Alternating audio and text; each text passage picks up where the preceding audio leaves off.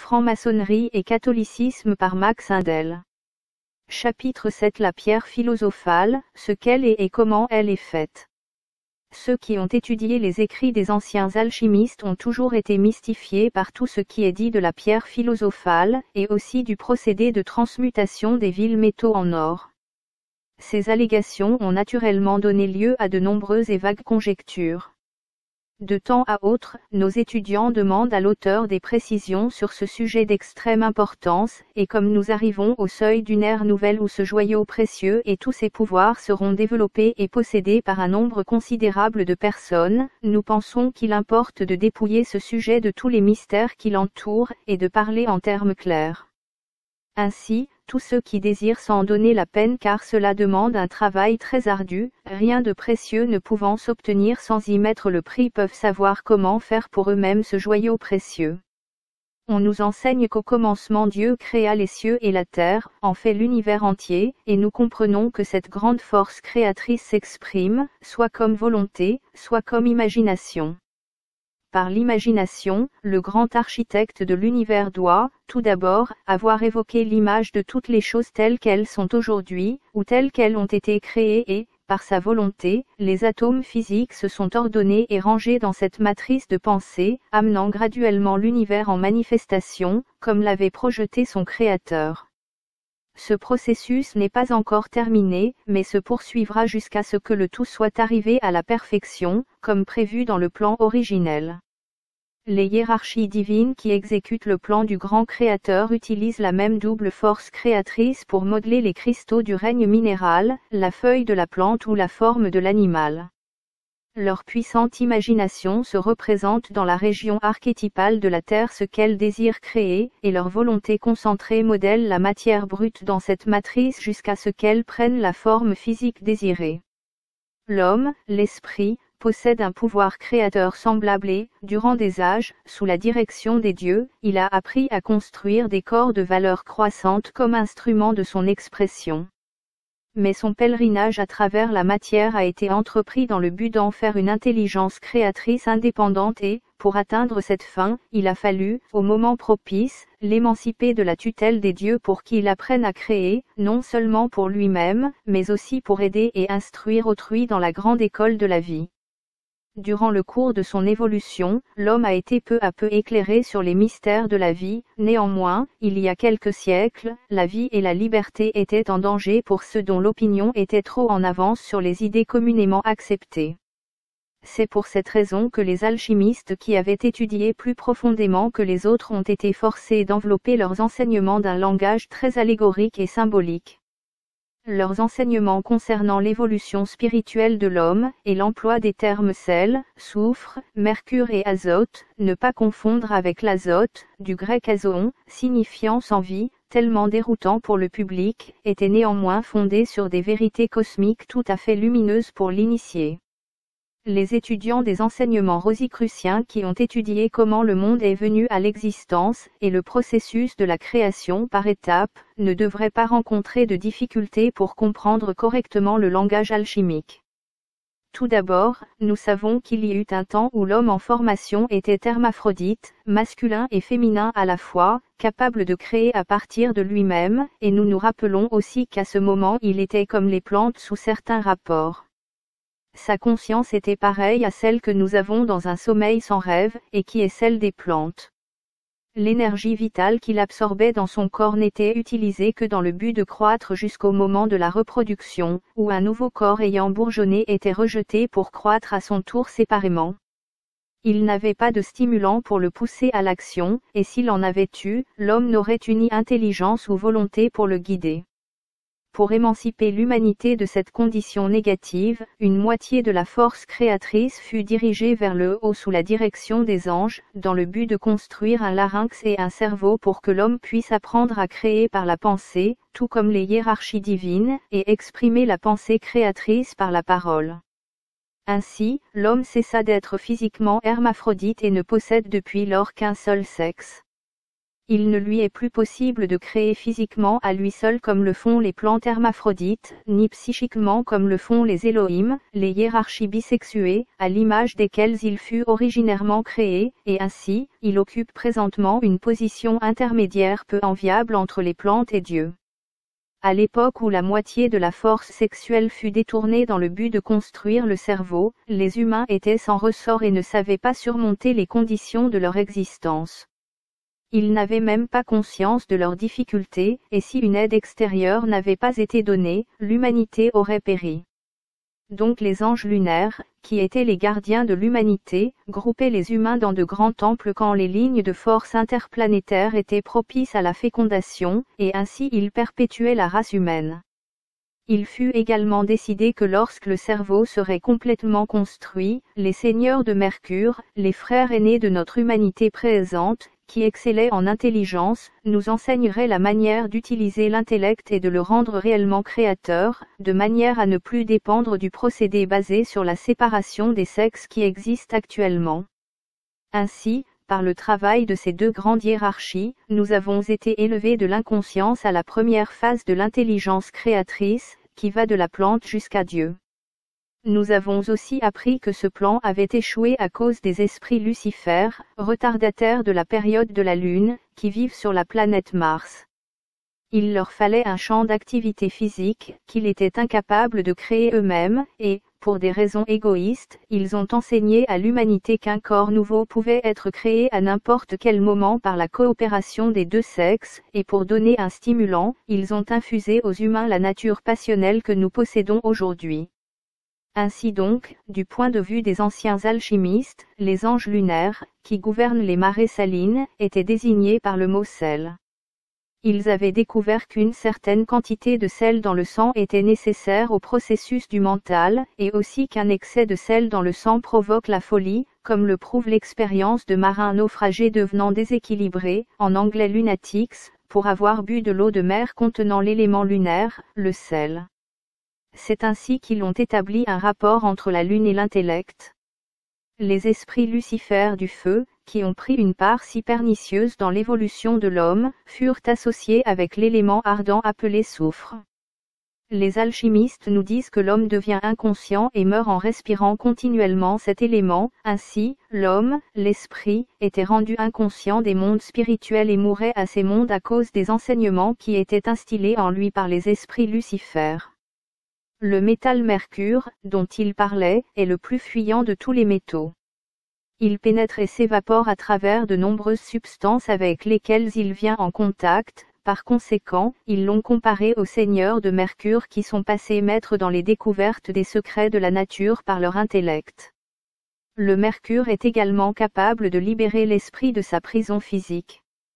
Par le moyen de la génération accomplie au moment propice sous la direction des anges, l'homme suivait la voie qui le conduisait de la plante à Dieu par le grand chemin de l'évolution, tel qu'il avait été projeté à l'origine. Mais il s'est égaré dans le sentier détourné de la dégénérescence, conduit par les esprits lucifères, donc il se trouve actuellement enlisé et ne peut s'en sortir qu'avec l'aide de ceux qui sont plus avancés que lui. Lorsqu'il commence à s'en apercevoir et qu'il cherche la lumière, il se trouve sur le chemin de la régénération, gardé par les seigneurs de Mercure qui, par leur sagesse, le guideront vers le but désiré. Nous étudierons la méthode définie par les anciens alchimistes lorsque nous en aurons résumé en quelques mots les principaux points. Ceci doit bien être fixé dans notre esprit pour apprécier toute la valeur de ce qui suit. La force créatrice employée par Dieu pour amener un système solaire en manifestation, ainsi que la force utilisée par les hiérarchies divines pour former le véhicule physique des règnes inférieurs qu'elles gouvernent comme esprit groupe, s'expriment d'une manière double comme volonté et imagination. C'est la même force créatrice unie de l'homme et de la femme qui a pour résultat la création d'un corps humain. À un certain moment, l'homme était bisexué et, par conséquent, chaque être humain était capable de reproduire son espèce sans l'aide d'un autre humain. Mais une moitié de la force créatrice fut alors détournée vers le haut pour construire un cerveau et un larynx, de manière à permettre un jour à l'homme de créer et de prononcer le verbe de puissance qui matérialisera ses pensées. 3 grandes hiérarchies créatrices ont participé à cette transformation, les anges de la Lune, les seigneurs de Mercure et les esprits lucifères de Mars. Les alchimistes ont rattaché les anges de la Lune, qui gouvernent les marées, à l'élément sel, les esprits lucifères de Mars à l'élément soufre, et les seigneurs de Mercure au mercure. Ils ont utilisé cette présentation symbolique, d'une part à cause de l'intolérance religieuse qui rendait dangereux tout enseignement autre que celui sanctionné par l'Église traditionnelle de ce temps, et aussi parce que l'humanité en général n'était pas prête à accepter les vérités contenues dans leur philosophie. Il parlait aussi d'un quatrième élément, l'azote, nom qui est composé de la première et de la dernière lettre de l'alphabet de nos langues classiques et suggérait la même idée que l'alpha et l'oméga, une idée de l'infini qui englobe tout. Ceci se rapportait à ce que nous savons maintenant du rayon spirituel de Neptune, l'octave de Mercure, et qui est l'essence sublimée du pouvoir spirituel. Les alchimistes savaient que la nature morale et physique de l'homme était devenue très grossière en raison des instincts sensuels instillés par les esprits lucifères et que, par conséquent, un processus de distillation et d'affinage était nécessaire pour éliminer ces caractéristiques et élever l'homme aux hauteurs sublimes où la splendeur de l'esprit n'est plus obscurcie par l'enveloppe grossière qui lui en cache la vision. Ils considéraient le corps humain comme un laboratoire et parlaient des opérations spirituelles en termes chimiques. Ils avaient constaté que celles-ci avaient leur point de départ et leur principal champ d'activité dans la moelle épinière qui forme le lien entre les deux organes créateurs, le cerveau qui est le champ d'activité des mercuriens intellectuels, et les organes génitaux, terrain des esprits lucifères sensuels et passionnés. La moelle épinière tripartite était, pour les alchimistes, le creuset de la conscience. Ils savaient que dans la section sympathique qui gouverne les fonctions jouant un rôle dans la conservation et le bien-être du corps, les anges lunaires étaient spécialement actifs, et ce secteur était alors désigné comme l'élément sel. La section gouvernant les nerfs moteurs qui répandent l'énergie dynamique accumulée dans le corps par nos aliments est sous la domination des esprits lucifères de Mars, et ils l'ont donc nommé soufre. La dernière section est celle qui enregistre les sensations apportées par les nerfs, elle était appelée Mercure parce qu'elle est sous la direction des êtres spirituels de Mercure. Contrairement aux idées des anatomistes, le canal rachidien n'est pas rempli par un liquide, mais par un gaz ayant ceci de commun avec la vapeur qu'il se condense quand il est en contact avec l'atmosphère extérieure, mais il peut aussi être surchauffé par l'activité vibratoire de l'esprit jusqu'au point de devenir un feu brillant et lumineux, le feu de la purification et de la régénération. C'est là le champ d'action de la grande hiérarchie spirituelle de Neptune, et il est désigné sous le nom d'azote par les alchimistes. Ce feu spirituel diffère d'un individu à l'autre, et sa luminosité aussi, elle est plus ou moins grande selon le degré d'évolution spirituelle de la personne considérée. Lorsque l'aspirant à la vie supérieure avait été instruit dans ces mystères symboliques, et que le temps était venu de lui parler clairement, les enseignements suivants lui étaient communiqués, mais pas nécessairement de cette manière et avec ces mêmes mots. Dans tous les cas, on lui faisait comprendre que, anatomiquement, l'homme est rattaché au règne animal, et au-dessous de ce degré d'évolution se trouvent les plantes. Elles sont pures et innocentes, leur reproduction n'est pas entachée de passion, et toute leur force créatrice se tourne vers le haut, vers la lumière, se manifestant sous forme de fleurs, objets de joie et de beauté pour tous ceux qui la contemplent. Cependant, les plantes sont incapables d'agir autrement, car elles n'ont aucune intelligence, elles sont inconscientes du monde extérieur et n'ont aucun libre arbitre dans leurs actions. Elles ne peuvent créer que dans le monde physique, cependant. Au-dessus de l'homme, sur l'échelle de l'évolution, se trouvent les dieux, créateurs sur les plans spirituels et physiques. Ils sont également aussi purs que les plantes, car toute leur force créatrice se tourne également vers le haut, elle est dépensée selon les directives de leur intelligence, et, connaissant le bien et le mal, ils choisissent toujours le bien. Entre les dieux et le règne végétal se trouve l'homme, un être doué d'intelligence, d'un pouvoir créateur et de libre arbitre qu'il peut employer pour le bien ou pour le mal. À présent, pourtant, il est dominé par la passion infusée par les esprits lucifères, et il envoie vers le bas, pour satisfaire sa sensualité, la moitié de sa force créatrice destinée à la lumière. Au fond de son âme, il se rend compte que c'est mal et c'est pourquoi il cache honteusement cet organe créateur, et se sent offensé quand cet instinct est mis à jour. Cette condition doit être modifiée avant que l'on puisse faire le moindre progrès spirituel. Aussi est-il nécessaire de considérer attentivement l'analogie entre la plante chaste et la spiritualité pure des dieux qui, tous deux, dirigent tout leur pouvoir créateur vers la lumière.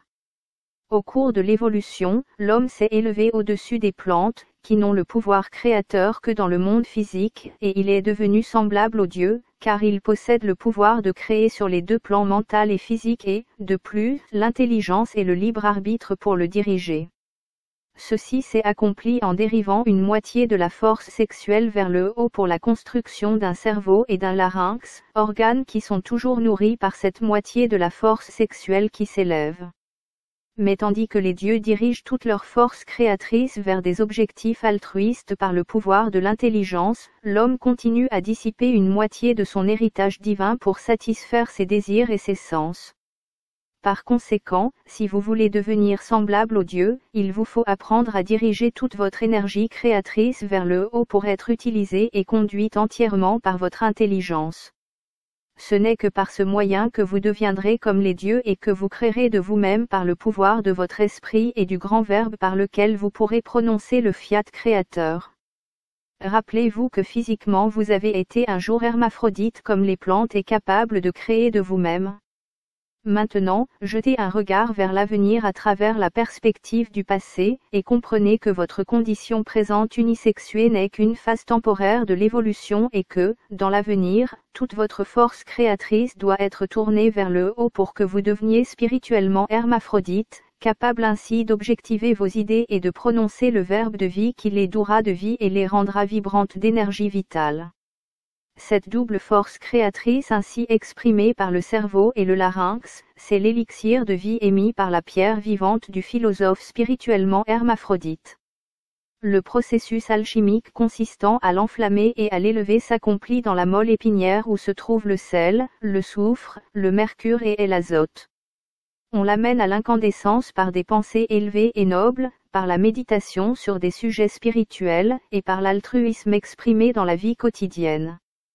La seconde moitié de l'énergie créatrice ainsi attirée vers le haut à travers le canal rachidien est le feu spirituel de l'épine dorsale, le serpent de la sagesse. Graduellement, il est élevé de plus en plus haut, et lorsqu'il atteint le corps pituitaire et la glande pinéale dans le cerveau, il les met en vibration, ouvrant les mondes spirituels et permettant à l'homme d'entrer en communication avec les dieux. Alors ce feu irradie dans toutes les directions et imprègne tout le corps et son atmosphère aurique, alors l'homme est devenu une pierre vivante dont l'éclat surpasse celui du diamant ou du rubis. Il est alors la pierre philosophale. Il y a bien d'autres symboles et similitudes empruntés au monde de la chimie et appliqués au processus de la croissance spirituelle qui finit par transformer l'humanité en pierre vivante dans le temple de Dieu. Mais nous avons suffisamment expliqué le sens des termes employés par les alchimistes, et la raison pour laquelle ces enseignements avaient été donnés en langage symbolique. Le chemin de l'initiation est ouvert, cependant, et l'a toujours été à quiconque cherche réellement et en vérité la lumière et accepte d'en payer le prix par le renoncement et le sacrifice de soi. C'est pourquoi, cherchez la porte du temple, et vous la trouverez, frappez et elle s'ouvrira pour vous. Si vous cherchez en priant avec ferveur, si vous frappez avec persistance, et si vous travaillez noblement, vous atteindrez le but en temps voulu, et vous deviendrez la pierre philosophale. Célibat et mariage.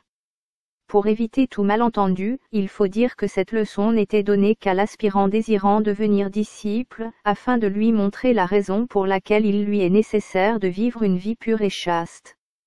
Ceci ne s'applique pas aux masses qui n'ont pas d'aspiration spirituelle et qui sont encore incapables de maîtriser leur passion.